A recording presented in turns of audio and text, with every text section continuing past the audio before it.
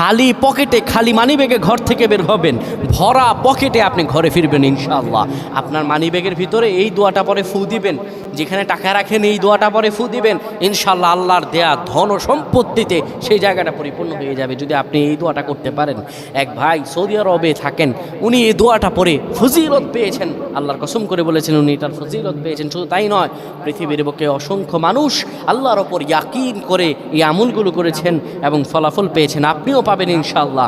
আপনার মানিব্যাগে, আপনার যেখানে টাকা রাখেন সেই জায়গায় এই দোয়াটা পরে আপনি ঘর থেকে বের হয়ে যাবেন কাজের উদ্দেশ্যে, আল্লাহ তাআলা কাজ মিলিয়ে দিবেন। ব্যবসার উদ্দেশ্যে বের হয়ে যাবেন, আল্লাহ ব্যবসাতে সফলতা দান করবেন। সকল কিছুতে আল্লাহ রাব্বুল আলামিন আপনাকে সাফল্যমণ্ডিত করে দেবেন। এই দোয়াটা আপনারা পড়বেন, মানিব্যাগটা হাতে নেবেন, কিংবা যেই জায়গায় টাকা রাখেন ওই জায়গাটার মধ্যে আপনি এই দোয়াটা পরে ফু দিবেন। এই দোয়াটা হলো ওয়াকাফা বিল্লাহি ওয়াকিলা। এই দোয়াটা পড়বেন, ওয়াকাফা বিল্লাহি ওয়াকিলা, আমার আল্লাহ আমার জন্য যথেষ্ট।